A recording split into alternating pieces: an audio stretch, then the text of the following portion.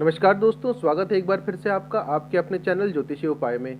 दोस्तों, आज का जो ये वीडियो है ये धनतेरस और दिवाली से संबंधित कुछ जानकारी, शुभ मुहूर्त, खरीदी कब करना है, पूजा कब करना है और एक छोटा सा उपाय जो मैं लेकर के आया हूँ।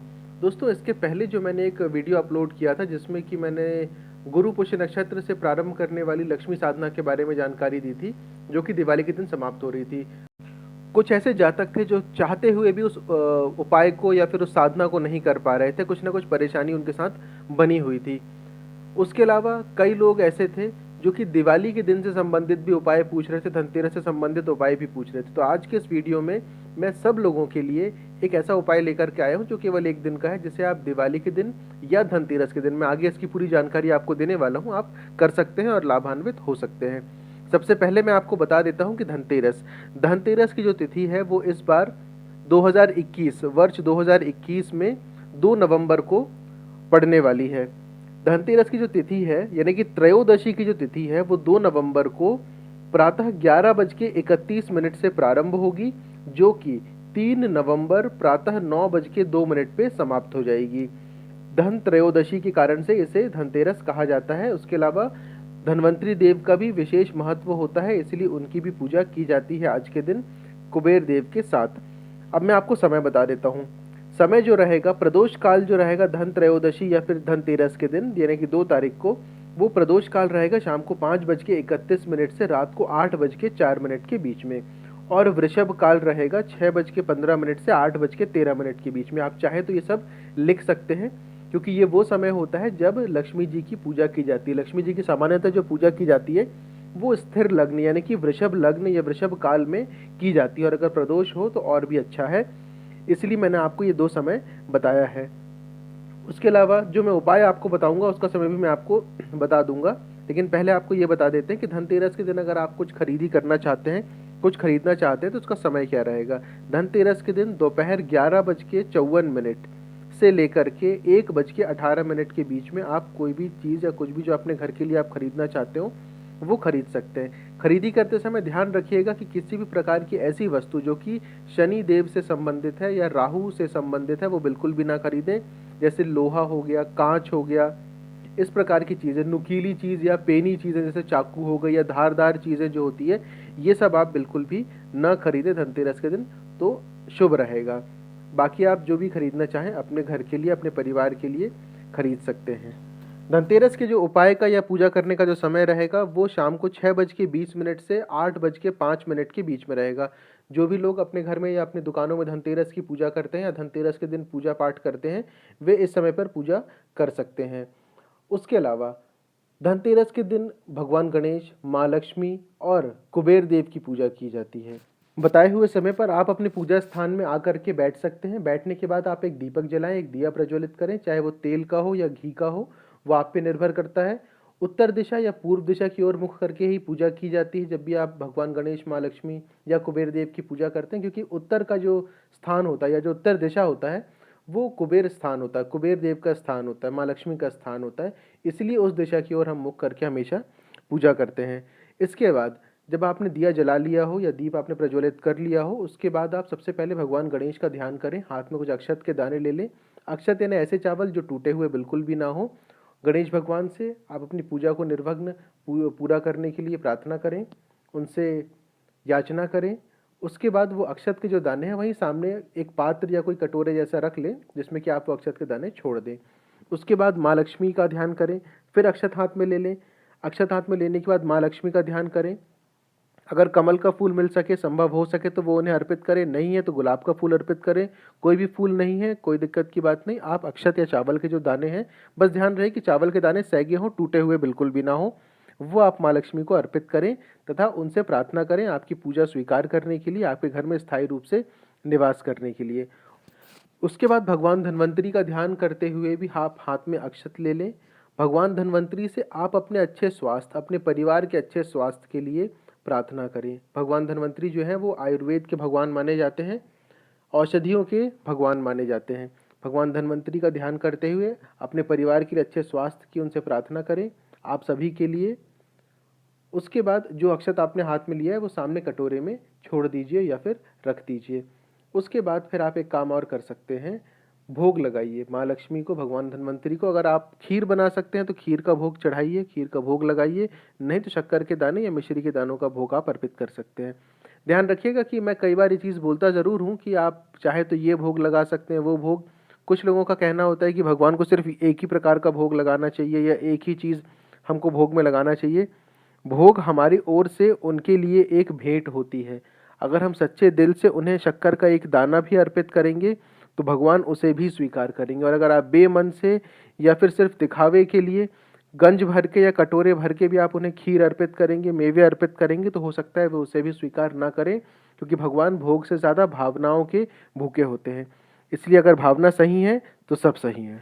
एक छोटी सी बात दोस्तों और बता दूं मैं आपको कि जब कभी भी हम कोई चीज़ बनाते हैं, जैसे मैं आपसे कहता हूं कि खीर बना करके आपको चढ़ाना है, चढ़ाने का तो आप भगवान को बाजार से खरीदी हुई मिठाई भी चढ़ा सकते हैं, उसमें भी कोई परेशानी नहीं है। लेकिन जब आप किसी चीज़ को अपने हाथों से बनाते हैं तो कहीं ना कहीं उसमें आप भावनात्मक रूप से भी जुड़ते हैं। कहीं ना कहीं आपका एक अपनापन, एक अपना प्यार जो रहता है वो भी आप उस व्यंजन के माध्यम से भगवान को अर्पित कर रहे होते हैं। ये एक छोटी सी वजह होती है, इससे ज़्यादा और कोई इसमें वजह नहीं रहती है। दोस्तों अभी जो मैं आपको बताने वाला हूँ ये महाभारत से संबंधित है। जिन्होंने महाभारत देखी होगी उन्हें इसके बारे में ज्ञान भी अवश्य होगा। जब पांडवों का वनवास चल रहा था तो एक दिन दोपहर के समय भगवान कृष्ण उनसे मिलने के लिए पहुंचते हैं। दोपहर का जो समय था वो भोजन का समय था। पांडव भोजन कर चुके थे। उसके बाद भगवान कृष्ण वहाँ पहुँचते हैं। भगवान कृष्ण भी पहुँच करके उनसे कहते हैं कि मुझे भी भूख लगी है, मैं भी भोजन करूँगा। द्रौपदी ने देखा कि जिस पात्र में उसने भोजन पकाया हुआ था या जिसमें चावल पकाया हुआ था वो तो खाली हो चुका है, केवल एक चावल का दाना उसके अंदर दिखाई दे रहा है जो कि रखा हुआ है। अब सबसे बड़ी बात यह है, क्या भगवान नहीं जानते थे कि वहाँ क्या है और क्या नहीं है? भगवान तो जानते थे, लेकिन फिर भी वो ये देखना चाहते थे कि द्रौपदी उनके साथ किस भाव से व्यवहार या बर्ताव करती है। द्रौपदी ने भगवान कृष्ण को उसी एक चावल के दाने को सौंपते या अर्पित करते हुए कहा कि हे प्रभु, एक ही चावल का दाना बचा हुआ है, आधे से आप अपना पेट भरिए, आधे से पूरे संसार का पेट भरिए। जब भगवान स्वयं सब जानते हुए भी आधे दाने से अपने आप को तृप्त या संतुष्ट महसूस कर सकते हैं, उसके पीछे की वजह केवल द्रौपदी की सच्ची भावना थी, एक सच्चा स्नेह कि जो हमारे पास है हमने पूरा उन्हें अर्पित कर दिया, जो हम कर सकते हैं वो हमने किया। इसी स्नेह और इसी भाव के साथ अगर आप भी भगवान की पूजा करेंगे तो चाहे आप एक दाना ही क्यों ना अर्पित करें या ना भी करें, सच्चे भाव से भगवान को याद करेंगे तो निश्चित तौर पे भगवान आपसे प्रसन्न होंगे ही होंगे। अब चलते हैं दोस्तों दिवाली की तिथि की तरफ। दिवाली जो है वो 4 नवंबर को पड़ रही है इस वर्ष 2021 में। अमावस्या की जो तिथि है वो सुबह 6:03 से प्रारंभ हो जाएगी 4 तारीख को ही, जो कि 4 तारीख की रात, यानी कि अगर हम कैलेंडर के हिसाब से देखें तो 5 तारीख लग चुका होगा, 2:41 तक रात्रि, यानी 4 तारीख की रात को 2:41 अंग्रेजी कैलेंडर के हिसाब से 5 तारीख की तिथि लग चुकी होगी। इसमें जो शाम का समय रहेगा जब लक्ष्मी पूजा आप कर सकते हैं या फिर दिवाली की जो पूजा करते हैं स्थिर लग्न में ही करना चाहिए, जो कि मैंने पहले भी आपको बताया था। प्रदोष काल की जो तिथि रहेगी वो रहेगी शाम को 5:30 से लेकर के 8:04 तक। वृषभ काल रहेगा 6:07 से 8:05 के बीच में। दिवाली पूजा करने का जो अति शुभ मुहूर्त है वो रहेगा शाम को 6:09 से 8:04 के बीच में। इसके अलावा जो लोग रात्रि पूजन करते हैं, रात के समय जो महानिशित काल में जो पूजा करते हैं, महानिशित काल की जो तिथि रहेगी वो रात को 11:28 से 12:19 के बीच में रहेगी। अब दिवाली के दिन जो मैंने आपको समय बताया है 6:09 से लेकर के 8:04 के बीच में, उस समय आप अपने पूजा स्थान में आकर के बैठ सकते हैं। स्वच्छ कपड़े धारण करें, हो सके तो स्नान भी कर लें, उत्तर दिशा की ओर ही मुख करके बैठें या पूर्व दिशा की ओर, दोनों में से कोई भी दिशा चलेगी। आपको सबसे पहले भगवान गणेश का ध्यान करना है, जैसे आपने धनतेरस की पूजा में किया था, अक्षत हाथ में लेकर के। उसके बाद महालक्ष्मी या माँ लक्ष्मी का ध्यान करना है और फिर उसके बाद आपको कुबेर देव का ध्यान करना है। ध्यान उसी प्रकार से करें जैसा कि मैंने आपको धनतेरस की पूजा के समय बताया था, हाथ में अक्षत के दाने लेकर के। इसके बाद आपको आज की पूजा के लिए कुछ सामग्री की आवश्यकता पड़ेगी। सबसे पहले मैं आपको महालक्ष्मी पूजा में जो सामग्री आपको लग सकती है वो मैं आपको बता देता हूँ। महालक्ष्मी पूजा में आपको कमल गट्टे की आवश्यकता पड़ेगी, 16 कमल गट्टों की आपको आवश्यकता पड़ेगी। थोड़े से घी की भी आपको आवश्यकता पड़ेगी। जो महालक्ष्मी माता का मंत्र आपके स्क्रीन पे भी दिखाया जा रहा है, आपको उस मंत्र को बोलते हुए जो कमल गट्टे हैं उन कमलगट्टों को घी से छुला करके या फिर उसे डुबा करके आपको हवन कुंड में या हवन बेदी जो आपके पास होगी उसमें आपको आहुतियाँ देनी है।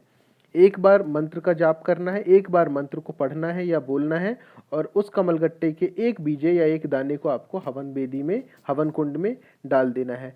ऐसा आपको 16 बार करना है। एक एक करके आप मंत्र पढ़ते जाएं एक एक बार और एक एक बार कमलगट्टे को हवन कुंड में डालते जाएं।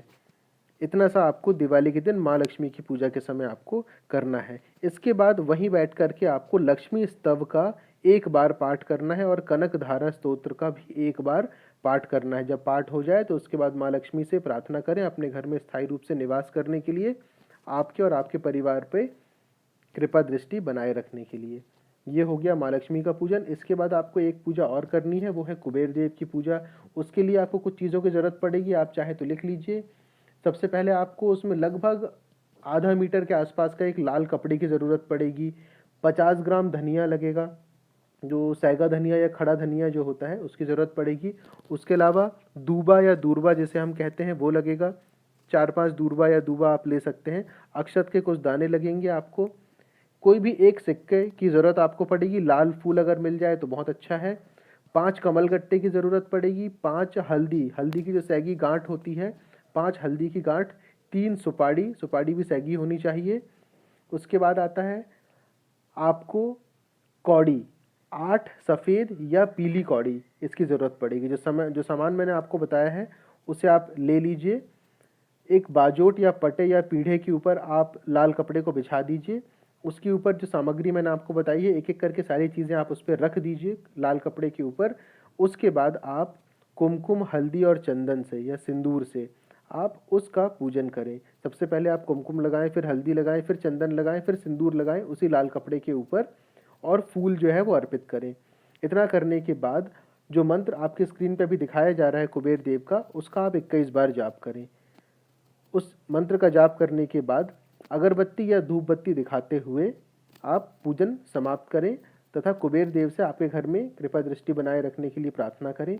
जो लाल कपड़े में आपने सामग्री रखी हुई है उसे उठा लें, उस लाल कपड़े की पोटली बना लें, उसे बांध लें और अपने धन स्थान पे जहाँ पर आपका धन रखते हैं आप वहाँ ले जा करके रख दें।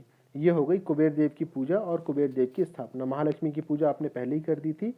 ये छोटे से 2 उपाय हैं जो कि आप दिवाली की रात कर सकते हैं। दोस्तों, चैनल को सब्सक्राइब ज़रूर कर लीजिएगा, बेल आइकन ज़रूर दबा लें जिससे कि भविष्य में आने वाले किसी भी उपाय की जानकारी सबसे पहले आप तक पहुंचे। वीडियो को शेयर ज़रूर करें, हर किसी के पास पहुंचाएं ताकि हर कोई इससे लाभान्वित हो सके। जल्दी दूसरे उपाय के साथ फिर उपस्थित होंगे। आप सभी को, आपके परिवार को शुभ दीपावली। धन्यवाद।